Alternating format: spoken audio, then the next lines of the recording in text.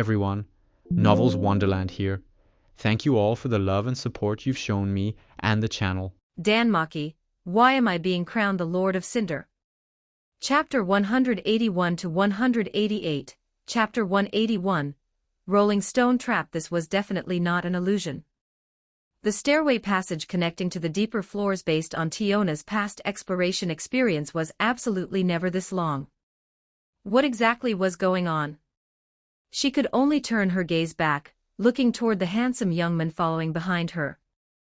Ron's daily exploration was always like this. He probably knew the answer. Ron, have you noticed something off about this cave passage? It's way too long. Without the dungeon wall luminescence, the stairway passage had become extremely dim. After hearing Tiona's question, Ron frowned, walked up beside her, and began steadily channeling the magic within his body. Finally, it gathered in the palm of his right hand. Shattering crystal. Clusters of crystal devoid of any warmth continuously formed in Ron's palm. It wasn't because there were dangerous monsters ahead, it was simply to use the azure crystals to light the path forward.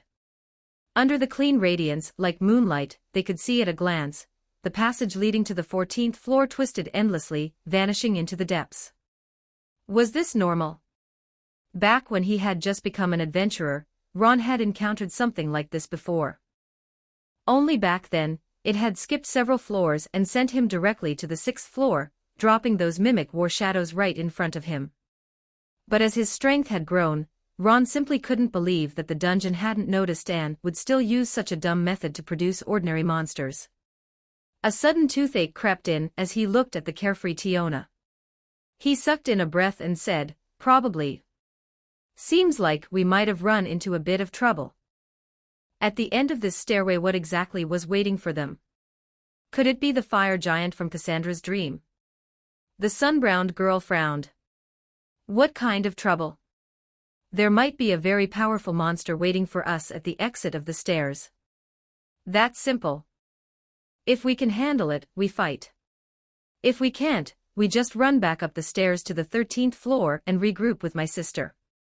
Tiona spoke as if it were obvious. But just as her words fell, rumble. From behind them, along the slanted stairway stretching downward, came the sound of something massive rolling toward them. The ground trembled continuously. Even the previously stable rock walls began shaking loose dust and fragments. With the rolling mass, the air surged violently. Ron's loose clothing whipped loudly in the wind. Looks like the dungeon isn't giving us a safe way to retreat. Using the illumination from the shattering crystal, he decisively turned back and saw it. A gigantic boulder, nearly filling the entire stairway, leaving no space to dodge, was barreling toward them. A very familiar feeling. At their current speed, they could definitely make it. But compared to being deliberately forced deeper into the dungeon, Ron would rather try smashing the incoming boulder with magic. Gritting his teeth, he decisively increased the charge of the shattering crystal. The crystal cluster, originally only thumb-thick, rapidly expanded, becoming dazzling like a brilliant gem under the blue light. With a lift of Ron's hand, the condensed crystals shot forward toward the oncoming boulder. Instead of dispersing into fibers, they remained as solid crystalline spikes, attempting to shatter it. The magic exploded brilliantly upon impact, yet even this assault failed to break the boulder. Because the crystalline spikes merely embedded into its surface. As it continued rolling, they were like nails hammered into it. The massive sphere showed no signs of damage whatsoever. If this were an upper floor with narrow tunnels, Ron might have tried smashing it with his greatsword. But in this wide, nearly single-lane passage with a boulder accelerating non-stop, this was no different from throwing yourself in front of a truck-level monster truck. Even if you somehow blocked it, who knew if the dungeon wouldn't follow up with something worse? Rely on Lafia's magic. By the time she finished chanting, they'd probably already be scattered in pieces. So he made a snap decision, run toward the end of the passage. We can't break this thing. After hearing Ron and witnessing his magic fail, Tiona completely abandoned the idea of confronting the rolling trap head-on. As a level 5 adventurer, the speed of the boulder wasn't particularly fast in her eyes. But before she had gone far, she suddenly realized the key issue. Lafia wasn't fast. Crap, I forgot. She had promised the captain no matter what, she would protect Lafia's safety. Running instinctively like this would put her in danger. Tiona slammed on the brakes. But just as she turned to go back, she saw Ron running toward her with the girl she had unconsciously overlooked. At that moment, Lafia was slung over Ron's shoulder. What are you standing there for? After all, she was his friend. Ron had never expected Lafia, a magic artillery type, to match him. Physically carrying her while running was just natural. As for the posture, at a time like this, appearances didn't matter anymore. But when he noticed Tiona had suddenly stopped ahead, his serious expression nearly broke. Who the hell slams the brakes on a one-way path like this? No time to think. There was no time. As Ron brushed past the sunbrown girl, his free left hand wrapped around her slender waist, locking her tightly with his arm and hoisted her onto his other shoulder. Compared to Lafia, Tiona wasn't slender. Years of training in the dungeon had given her a clearly defined muscular physique. But in this life-or-death moment, under the surge of adrenaline, Ron felt nothing of their weight. His only thought was forward. Until they reached the end of the stairway. Having never had such close contact with the opposite sex before, Tiona turned her head in a daze, looking at the equally stunned elf girl. A completely unfamiliar feeling filled her chest.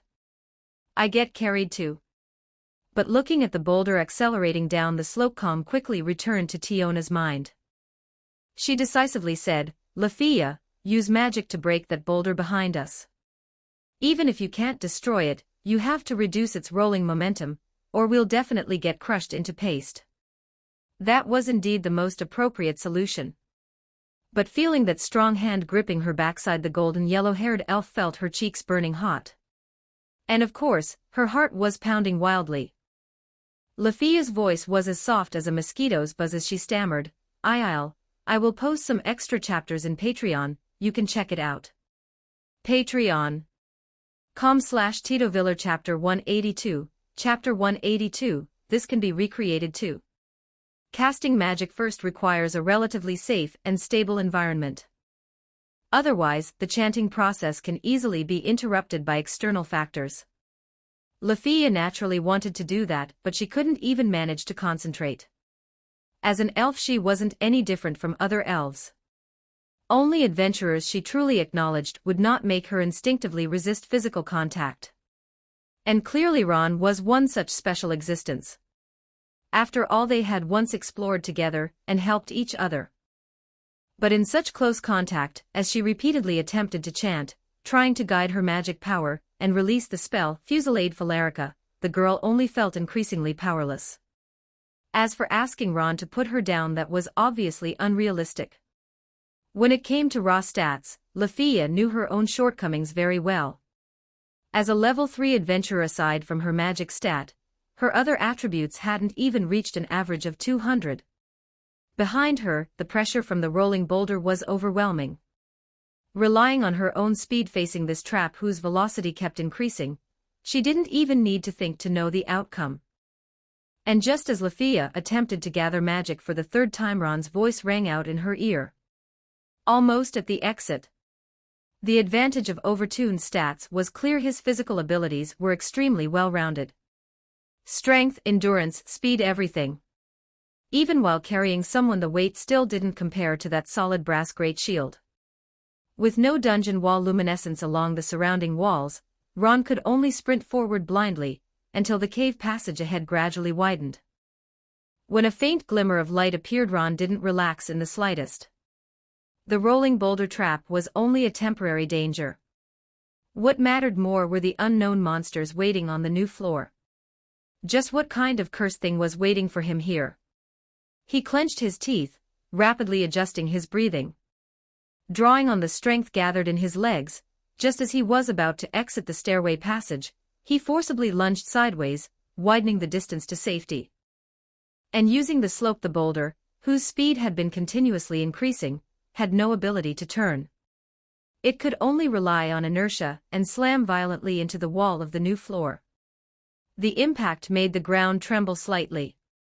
At the moment of collision, countless fragments of rock scattered outward, and the dust kicked up instantly blocked their vision. Is his daily exploration always this intense? She could have run herself, actually. But things had already developed to this point. Tiona couldn't just waste Ron's goodwill. It was just that the sudden situation earlier. The girl found it hard to evaluate. A staircase leading directly to a deeper floor, that kind of thing was rare even in the lower floors, but to appear in the middle floors, and even overwrite the normal pathway so. You really weren't joking with me. The dungeon was alive. Ordinary adventurers would never receive this kind of treatment, unless a god had descended here. For Tiona, this was truly the first time encountering something like this. It was as if it was doing everything it could to kill Ron here. Why would I lie? To be precise, I'm already used to it. A familiar trick from the dungeon. It made Ron want to curse. When they reached that sloped stairway, there had been no branching paths to evade, only a forced route into an unknown floor. When he hit the ground, it didn't cause him any real injury. At most, it just looked a bit embarrassing. No idea where the hell it dropped me this time.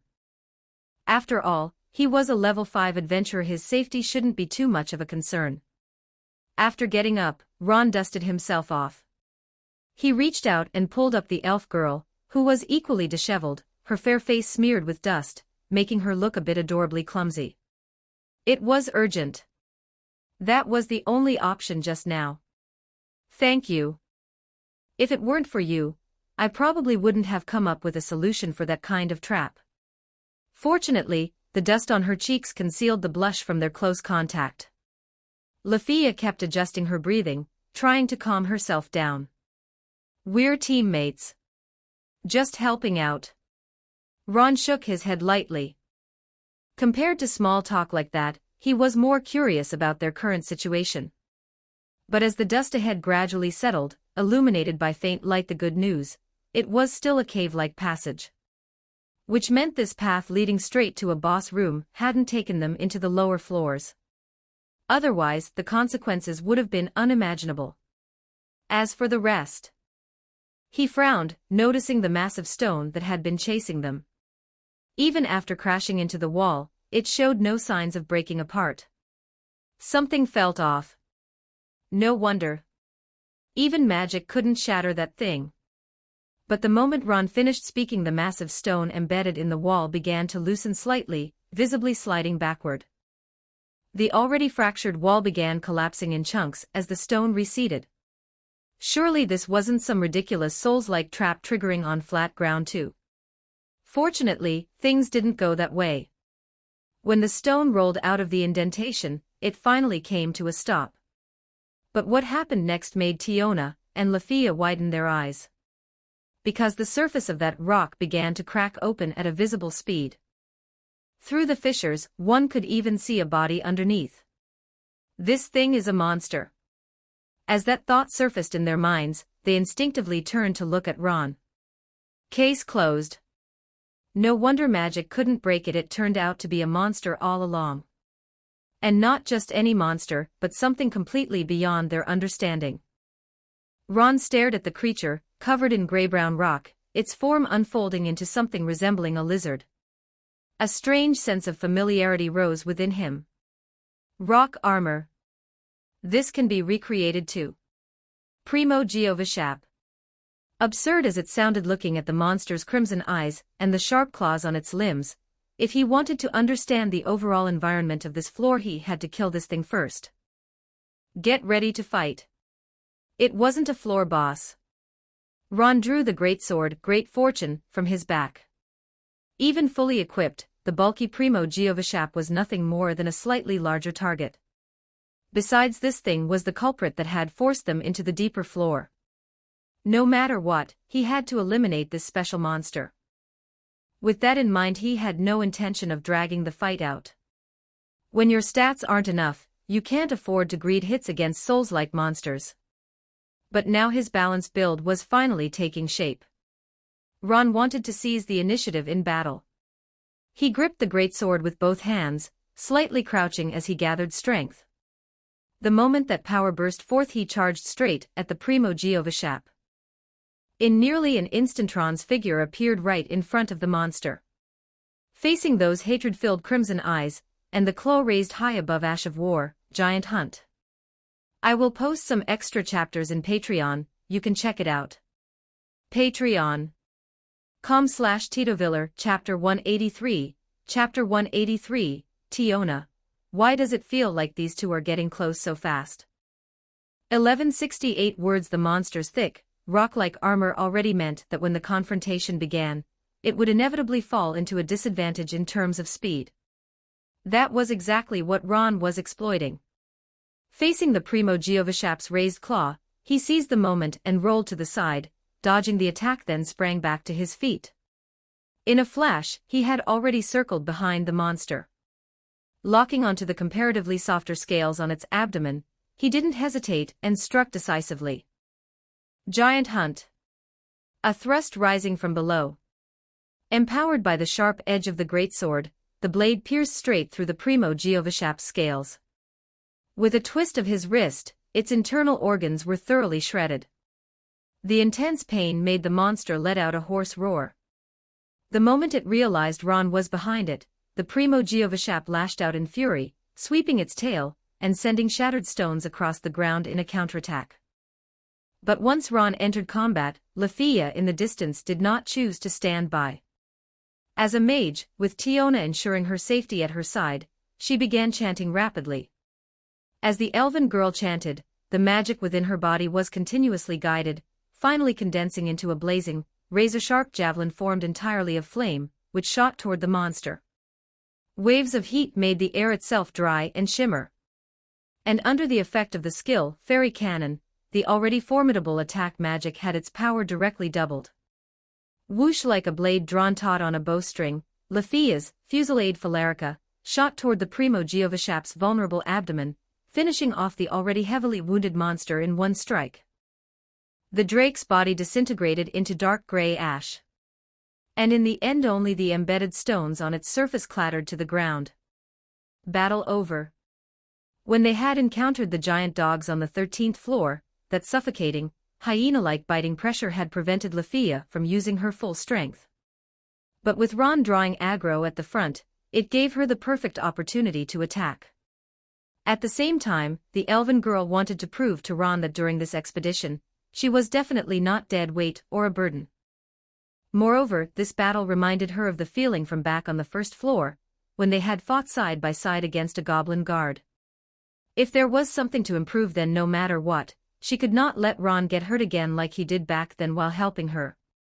As the Primo Giovashap vanished, there was no longer any need for Ron to dodge the retaliatory tail sweep. But as he watched the magic Lafia had just cast, he found it hard not to comment. In the original DanMachi storyline, the first one to truly cheat was, of course, Belle. But this Lafia from the Loki Familia wasn't far behind either. A skill like Fairy Cannon, capable of doubling the effects of offensive magic just in terms of uniqueness, even Ron found himself a little envious. This magic effect really is kind of outrageous. The key point was the current Lafia hadn't even reached level 4 yet. Otherwise, she would gain double cannon, and even more broken amplification skill. If she had all of them active, that would be absurd. Ron bent down, picked up the dark purple magic stone that had dropped from the monster, and stood back up only to see standing in front of him was the elven girl, wearing a perfectly composed smile. In her sapphire blue eyes, there was a faint trace of pride. More accurately, it was like a child waiting to be praised. From an age perspective, in his previous world, Lafia would just be a girl who hadn't even entered high school yet despite being a long-lived race. Ron smiled and nodded, speaking in a serious tone, "Your magic's impressive." "As expected of you, Lafia." "Not at all." She had wanted to prove her strength. But when she heard Ron's praise, Lafia only felt her heartbeat accelerate uncontrollably. It wasn't that she was treated poorly in her familia, it was just that with Riveria as her master, and the expectations placed on her as a successor, she truly longed for recognition, especially from a friend. If that was the case, then she could be considered a qualified adventurer, right? Suppressing the urge to smile, the elven girl looked around at the unfamiliar surroundings. Ron, what should we do next? What else can we do? Find a way back to the 13th floor, and test the monster's strength along the way. As for the worst-case scenario, that would probably be encountering a mutated floor boss. Ron had no reason to believe the dungeon had gone to all this trouble just to throw him into a chance encounter with a beautiful girl. He glanced around. At least we're not in the lower floors. No matter how strong the monsters here are, with our current group, we can handle them. Can't we just go back the way we came? Then you can turn around and take a look. That passage leading straight into the depths was specially created by the dungeon for us. Once it achieves its purpose, it disappears completely. Hearing Ron's explanation, the elven girl instinctively turned around and sure enough, just as expected, the staircase that had brought them to this new floor had completely vanished. So yeah. Let's try to regroup with Tioni and the others as quickly as possible. Ron didn't feel much pressure. After all, this was just advanced scouting. The only difference was which floor they were exploring. Looking at the multiple branching paths ahead, he shook his head slightly. Let's check the surrounding area. No problem. The girl nodded firmly. That previously unseen Primo Giovishap, although she hadn't faced it head-on, its strength wasn't that different from the giant dog's. At most, it was just tougher to kill. If she coordinated with Ron, then even if they encountered it again, Lafia was confident she could wipe it out with her magic. Why does it feel like these two get along even better than I thought? Walking at the rear of the group, watching that seamless, wordless coordination in battle, Tiona couldn't shake the feeling that they shared some kind of tacit understanding. Something's off. If she remembered correctly, when the expedition started, Lafia had said that she and Ron were just familiar friends. Sure, exploring the dungeon together could deepen relationships. This rate of relationship growth felt a bit too fast. Whatever.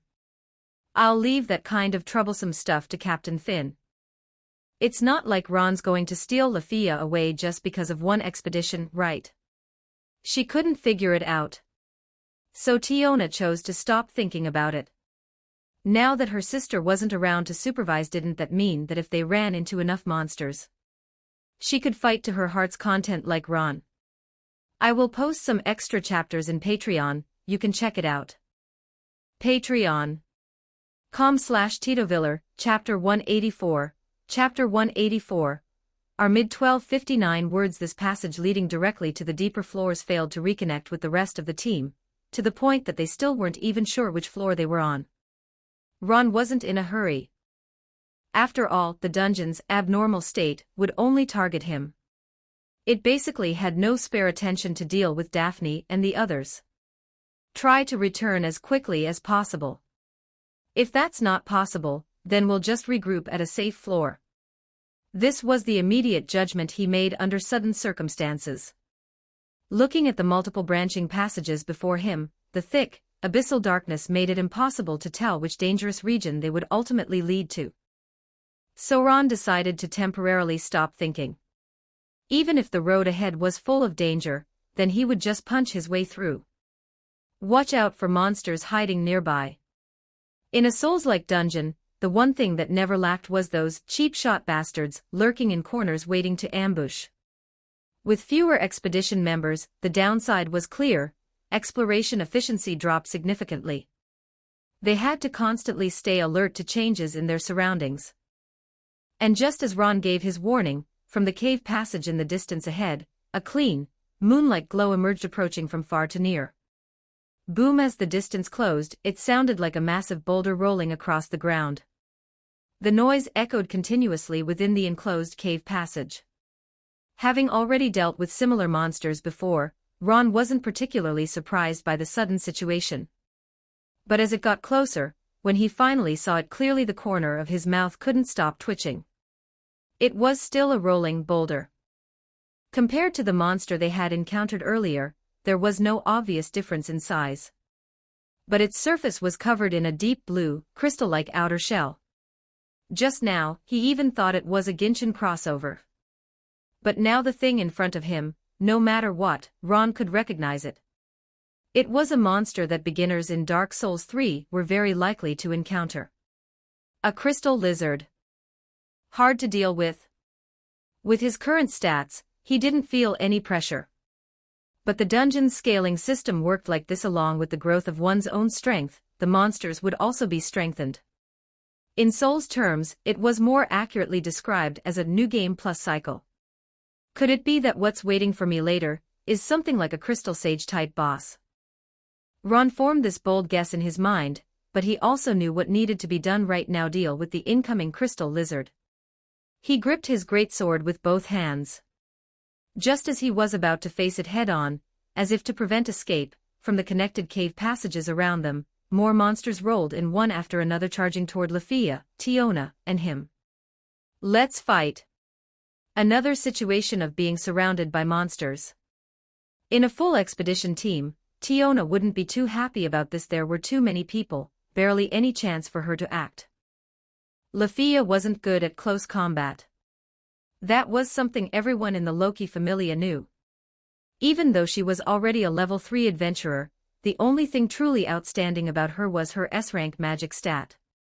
As for her other abilities, none of them even exceeded 300 points. Letting Lafia fight a close combat crystal lizard alone was obviously unrealistic. Which meant she could step in. I'll take on these two, whatever these things are. Tiona spoke seriously. But the smile on the Amazonas girl's face couldn't be faked. Holding her twin great blades, she cracked her knuckles, unable to suppress her anticipation. Based on their usual expeditions, she instructed Lafia, "You hold the line. If things get dangerous, blast it with magic." What Tiona was referring to here was Ron, who was currently facing off with the monster in the distance. As a level 5 adventurer, dealing with just 2 mutated unknown monsters was, in her eyes, something she could handle with ease. "I'll do that." After giving her instructions, Tiona didn't hesitate. Gripping her sword hilts with both hands, she spun and unleashed sharp arcs of blade light.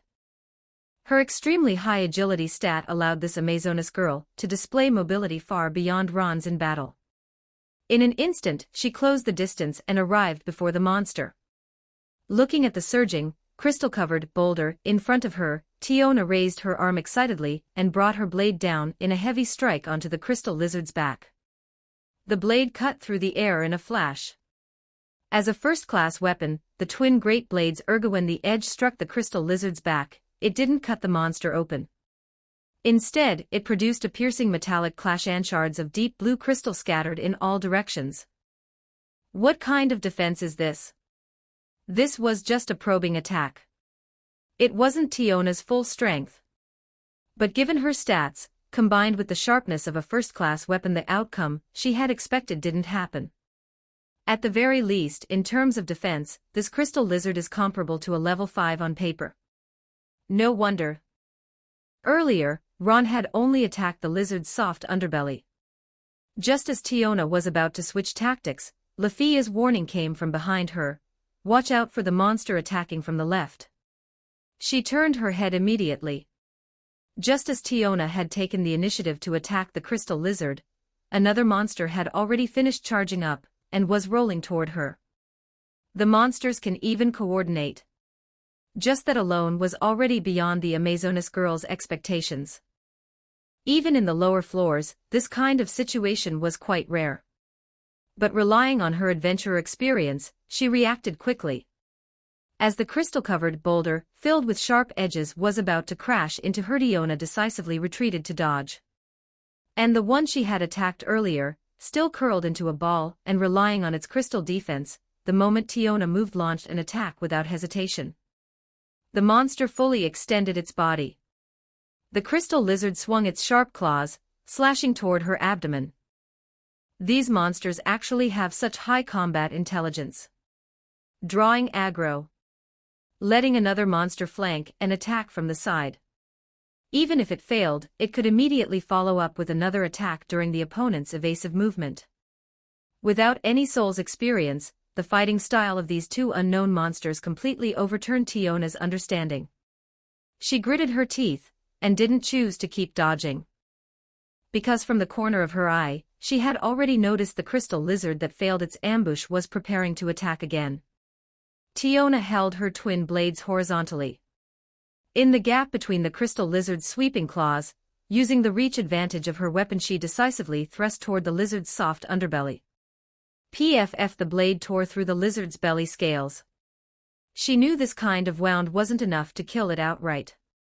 Without hesitation, she twisted her wrist, gripping the hilt, shredding the monster's internal organs. Finally, Tiona slid downward with force, completely disemboweling the crystal lizard. The fatal wound caused the monster to dissolve into black ash. But the battle didn't stop with the death of this one monster. Facing the other crystal lizard, which attacked from a tricky angle, Tiona felt a headache coming on. If she had the chance, she really wanted to ask Ron, "What the hell, why are the special monsters in the mid-level floors this damn troublesome to fight?" I will post some extra chapters in Patreon, you can check it out. Patreon.com/TitoViller, Chapter 185, Chapter 185, Dark Souls 3 monsters making a grand entrance. 1130 words, an unrelenting barrage of monster attacks. What made it worse was that every ambush came from extremely tricky angles.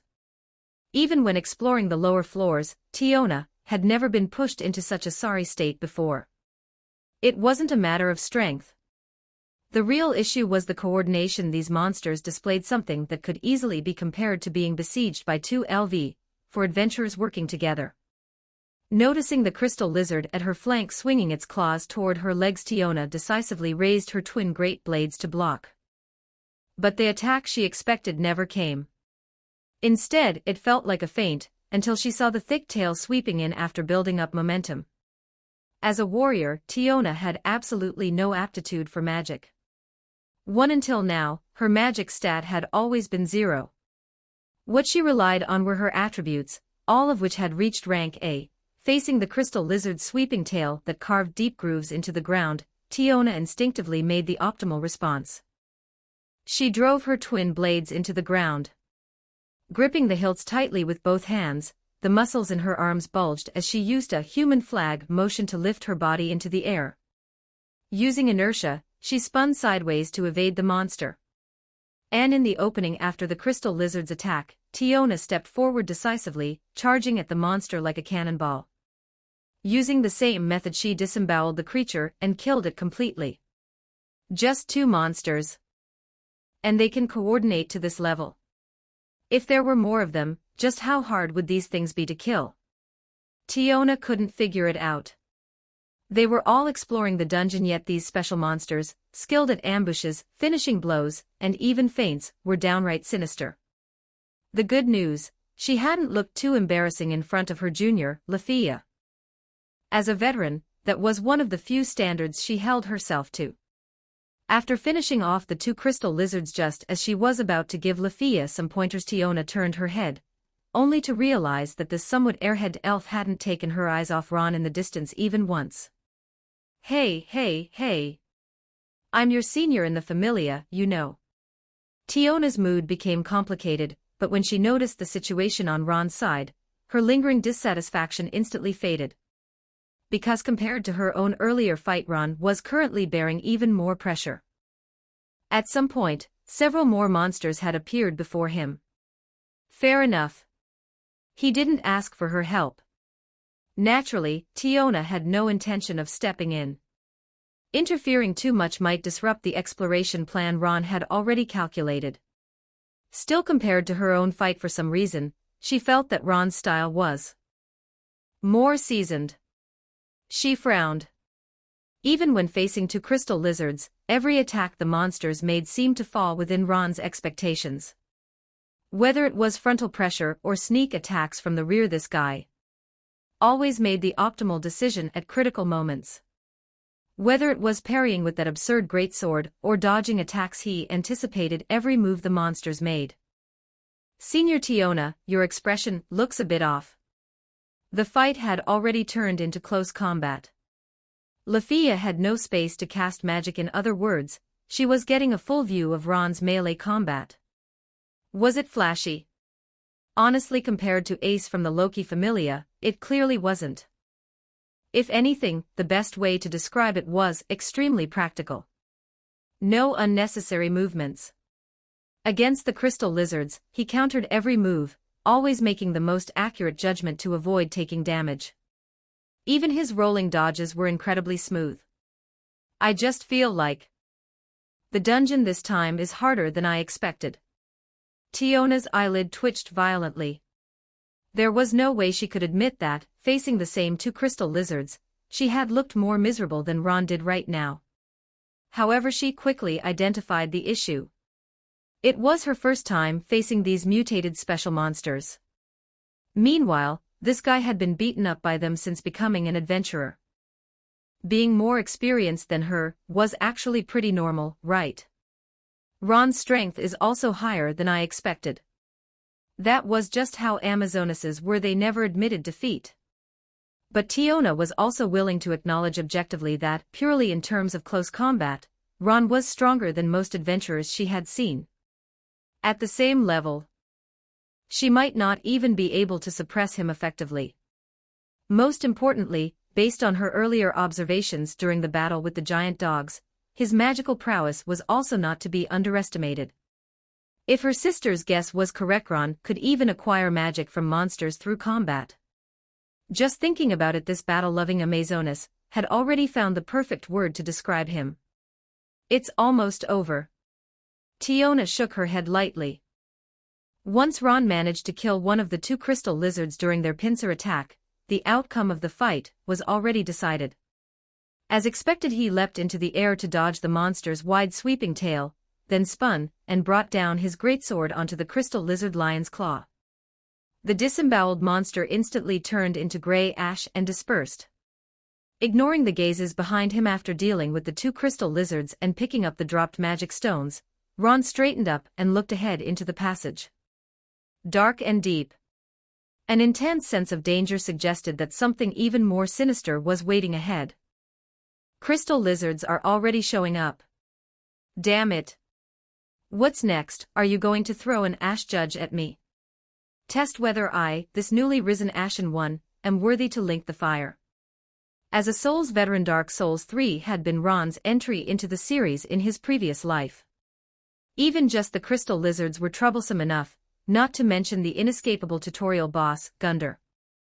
He couldn't even remember how long it had taken him to finally get past it. Compared to the unknown ahead, what intrigued Ron more was the appearance of these crystal lizards. Dark Souls 3's mutated monsters had already begun appearing in the dungeon. When had this started? It couldn't be related to the character save slot he had obtained not long ago, specifically the Ashen One. Suppressing that speculation deep in his mind, he nodded to Lafia and Tiona behind him, and decisively stepped forward. The surroundings hadn't changed. Still a cave passage. And under the faint light of those glowing growths, the ancient, weathered gravestones lining both sides of the passage became impossible to ignore in Ron's growing suspicion. So what comes next is Dark Souls 3, making its grand entrance. I will post some extra chapters in Patreon, you can check it out. Patreon.com/TitoViller, Chapter 186, Chapter 186, A Brand 1144 words. Why are there so many gravestones here? Encountering gravestones inside the dungeon was something off about that. If this were a safe floor, like the 18th floor, then yes, adventurers might honor the wishes of the dead and bury them there. But appearing on other floors, it was downright eerie. More than that, Tiona could even see primate skulls scattered across the ground. They didn't belong to monsters because monsters dissipated after death. Which meant only one brutally cruel answer remained. Adventurers. But that thought was quickly rejected in her mind. Every abnormal phenomenon happening in the dungeon was related to Ron. From the cracks in those cold, pale bones, one could see the traces left by the passage of time. As if they had been dead for a very long time. Something's not right. Tiona could clearly feel that something was off, but she couldn't quite pinpoint what exactly. She just had the sense that the upcoming exploration would absolutely not go as smoothly as it had so far. "It does feel strange," the elf said. Being highly sensitive to aura, Lafia already felt an oppressive pressure just by standing there. Because of that, she decided to stop overthinking and turned her gaze toward Ron beside her. "Ron, what do you think?" "Same as you, just looking." After encountering the crystal lizard, Ron had already sensed something was wrong with what lay ahead, let alone now, with those ancient, weathered gravestones lining both sides of the cave. It felt very familiar. Next, were they going to pass through a passage, reach a circular arena, and then face something with a spiral sword piercing its chest? The Ash Judge. Iudex Gunder. Could it be waiting for him here? Faced with Lafia's question, Ron didn't have a clear answer either. But judging from the dungeon's usual behavior, could they really return smoothly? Absolutely impossible. If they wanted to leave this floor, they would at least have to deal with whatever came next. He gently shook his head, his tone more serious than ever before. "Based on my past exploration experience, if we want to leave this floor, we'll have to deal with whatever we encounter next.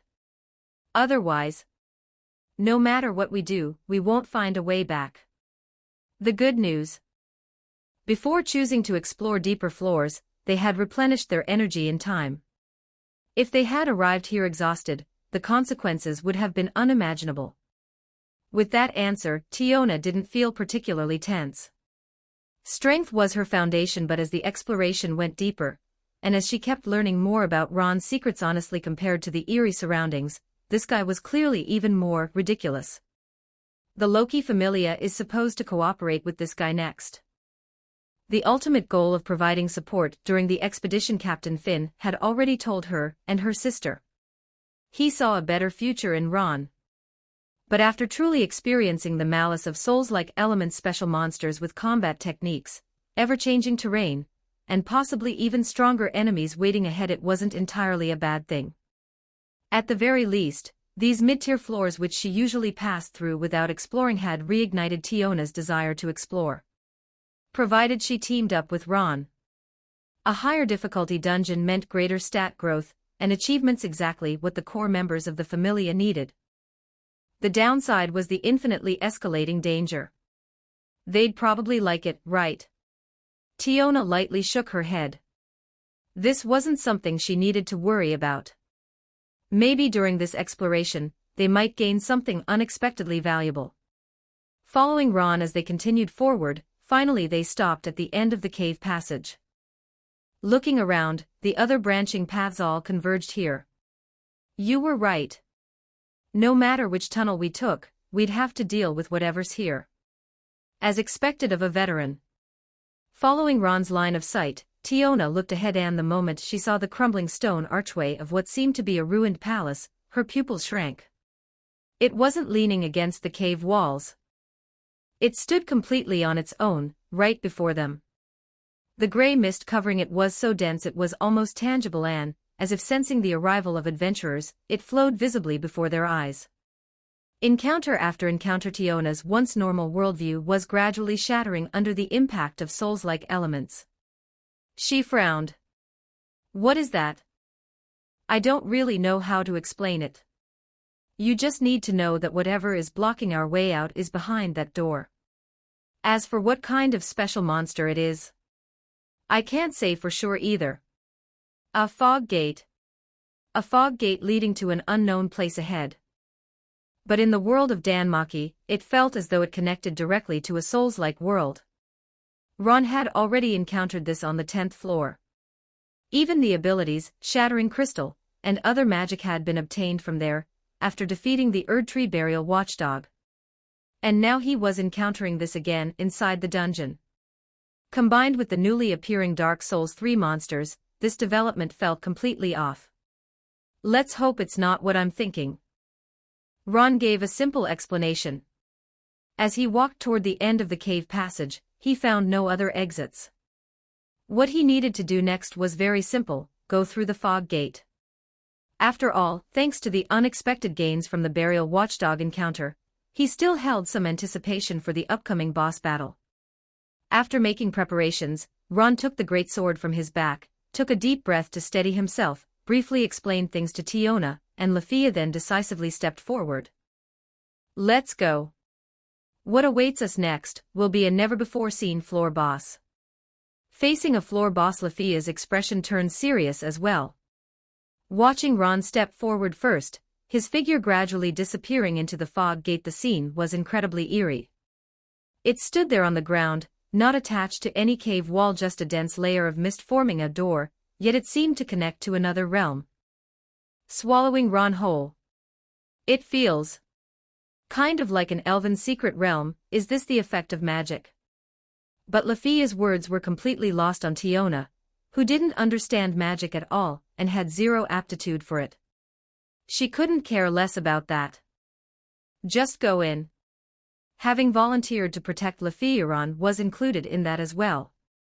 More importantly, this guy clearly had experience, so following him should be safe.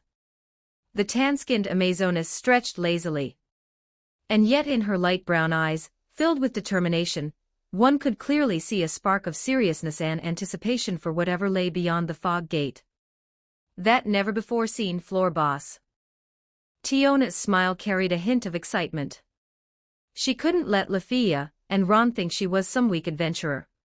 Time to get serious. Don't fall behind, Lafia. I will post some extra chapters in Patreon, you can check it out. Patreon.com/TitoViller, Chapter 187, Chapter 187, The Ash Judge. This is a battle that belongs to Ron. 1178 words. The fog gate connected to something akin to a secret realm. Under the influence of the magic teleportation array, Ron only felt a slight dizziness. But once the darkness faded, the view ahead suddenly opened up. It wasn't a stifling, dim cave passage. More precisely, this place felt like a region completely independent from the dungeon itself. The sky overhead, twisted and warped, looked as though the first flame was on the verge of dying out. Gradually distorting. He looked around. The withered trees had long lost all signs of life. In this rule-warped world, they took on grotesque forms. It was still shaped like a circular arena.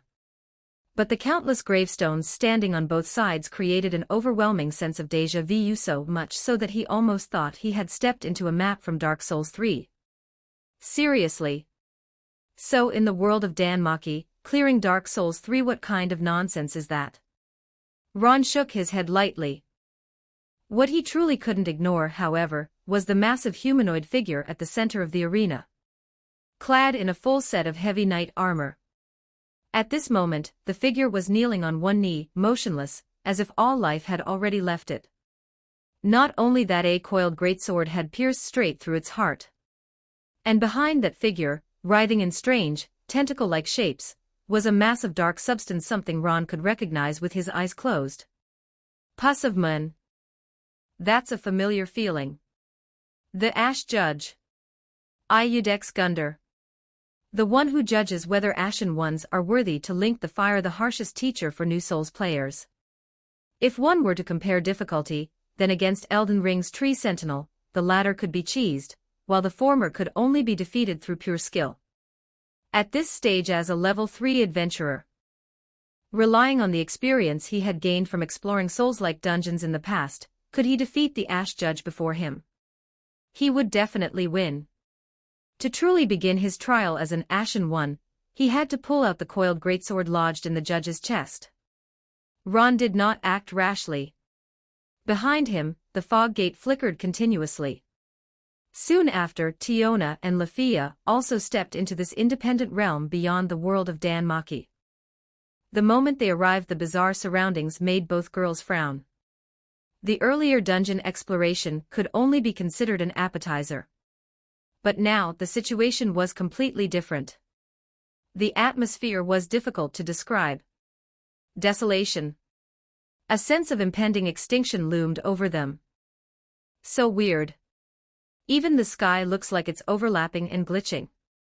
As an elf who had once left the mystic lands, Lafia couldn't help but feel this way as she observed the environment. Scanning the surroundings quickly, what made her pupils contract sharply was the giant armored figure kneeling in the center of the arena. A fallen adventurer. When she noticed the pus of men behind the Ash Judge, Lafia felt an instinctive disgust rising from deep within her body. Explaining the details is difficult. Even Ron himself wasn't entirely sure. After thinking it through, he finally said, "Just think of this place as a world on the verge of collapse. That'll make it easier to accept."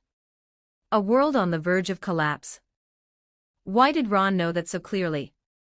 She had thought that once they truly began exploring the dungeon, she might come to understand some of the secrets he carried. But now that she had arrived here, Lafia only felt that the veil surrounding him had grown even thicker. She wasn't tactless enough to press further. Fixing her gaze on the Ash Judge at the center of the arena, she asked, "What we need to do is defeat that adventurer." "Not what we need to do. It's what I need to do." That coiled greatsword embedded in the Ash Judge's chest, no matter what, he had to take it. From another perspective, was this the new Ashen One seeking recognition from an old veteran? Ron shook his head lightly. If Lafia and Tiona assisted him, the process would indeed become much easier. But this trial belonged to him alone. Facing their puzzled gazes, he smiled brightly, yet his tone was firm. "This is my trial.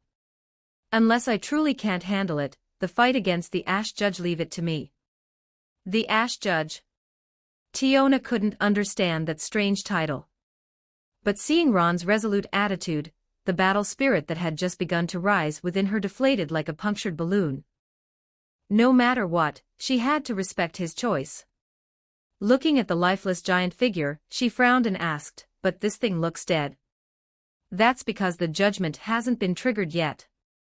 After briefly explaining the situation to Tiona and Lafia, Ron decisively walked toward the Ash Judge. Planting the greatsword into the ground, he reached out with both hands and pulled the coiled greatsword from Gundar's chest. This wasn't the same coiled sword from Dark Souls. Compared to that one, this greatsword was clearly larger, yet surprisingly light. If he had to describe its design, it was closer to Elden Ring's Godslayer's greatsword. Good stuff. Ron figured no one was going to claim it anyway, so he might as well take it. He reminded them, "It'll revive.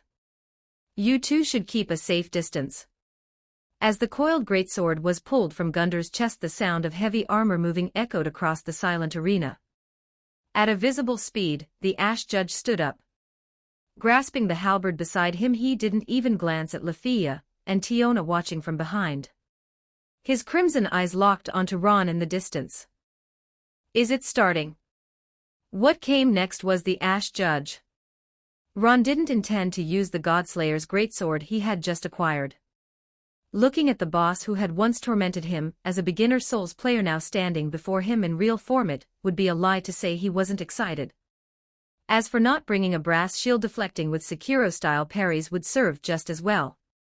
He pulled his greatsword, Great Fortune, from the ground. Watching the Ash Judge, fully reawakened, steadily approaching him. No words were needed. Ron quickly adjusted his stance. Instead of waiting passively for the Ash Judge to attack, he chose to seize the initiative. Stepping forward decisively, the power gathered in his legs erupted in an instant. His figure, wielding the greatsword, surged forward like an unstoppable force toward the floor boss before him. If he were using a dagger, bullet-like launch would be the perfect description. But with the greatsword Great Fortune in hand, it was more like a 100-ton battering ram. Facing the Ash Judge's raised halberd, Ron swung his arm, bringing down Great Fortune head-on. So let's see whether the Ash Judge Gundar can judge a Lord of Cinder fused with a tarnished character save. No problem with that, right? I will post some extra chapters in Patreon, you can check it out. Patreon.com/TitoViller, Chapter 188. Chapter 188, Cuss of Mun 1167 words. It was a pure contest of strength. There was no technique to speak of. The flash of the greatsword Great Fortune collided head-on with the halberd swung by the Ash Judge. The crisp sound of metal striking metal echoed throughout the circular arena. But the most immediate sensation Ron felt was the aching in his arms, as if the muscles between thumb and forefinger had been torn apart in an instant. By contrast, the Ash Judge, locked in the clash, its massive body wasn't shaken in the slightest by the exchange of force. It didn't even show any extra stiffness or delay. It swung its halberd again. The Ash Judge attempted to tear apart the Ashen One before it with its weapon, but the expected slash never came. Instead, its right hand clenched into a fist, and it lunged forward, smashing toward Ron. Fast-slow mix-ups don't work on me. After burning through countless uses of revival, the Ash Judge's halberd feint, its real killing move being that straight punch aimed at the chest, had long since lost any effect. Ron didn't greed for hits during the recovery window. He decisively stepped back, pulling open a safe distance, while that lightning-fast punch slammed into the ground. The stone floor, weathered by countless years, cracked into a spiderweb pattern under the impact. Fragments of rock and dust surged toward Ron behind him, but the Ash Judge's assault didn't end there. Using the momentum from the punch, its massive body flipped backward without any external support, spinning through the air before bringing the halberd down toward Ron. The movement was so fluid it almost made him think of Lion's Claw. Not gonna lie. In terms of combat techniques, it's actually better than the one in Dark Souls 3. A powerful opponent.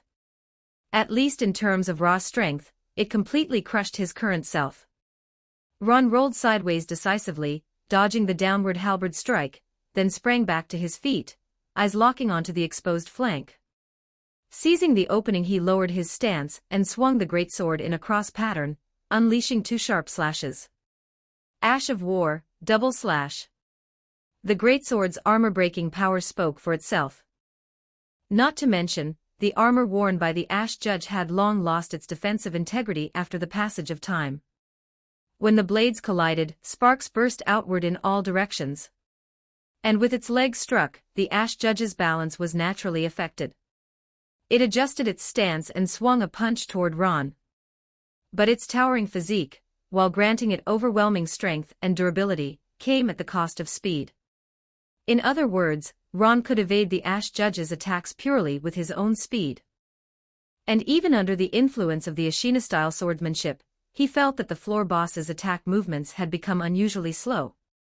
Lion's Claw. Impaling Thrust. Relying on his speed advantage, even the absurdly heavy Great Fortune flowed in his hands with smooth, fluid motion, each wide, sweeping strike connecting seamlessly. The Ash Judge couldn't defend against the greatsword's blows. Its armor gradually shattered, and crimson flesh-like infected tissue splattered outward. It was completely one-sided domination. Standing at a distance, observing while maintaining a safe gap, Tiona watched Ron's battle with the Ash Judge. Her earlier anticipation for this unknown floor boss gradually faded. Was it strong? Perhaps due to the decay of its body, the Ash Judge's movements seemed rather slow in her eyes. But in terms of raw strength, it could definitely rival a level 4 adventurer. All power and no mobility against someone as agile as Ron, it simply had no way to fight back. More importantly, he wasn't even going all out.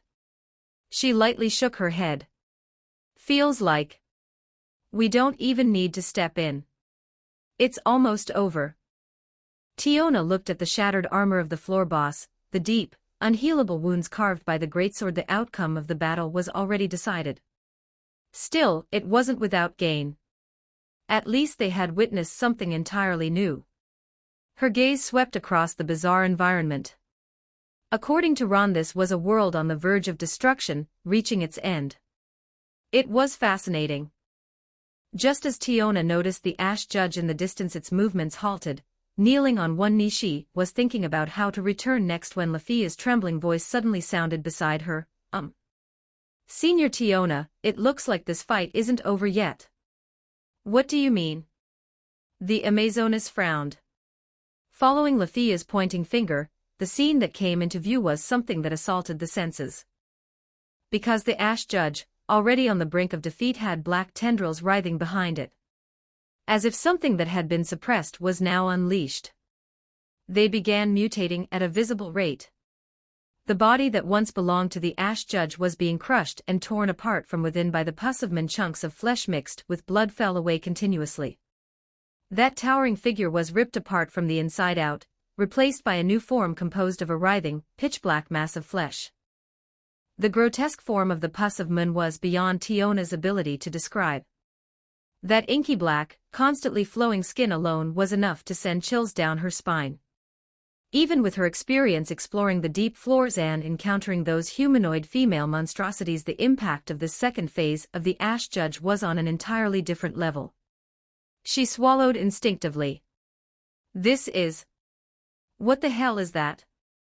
As the pus of man virus erupted within the Ash Judge, the repulsive aura that Lafia had sensed earlier reached its peak. It wasn't fear but an instinctive rejection from her elven body.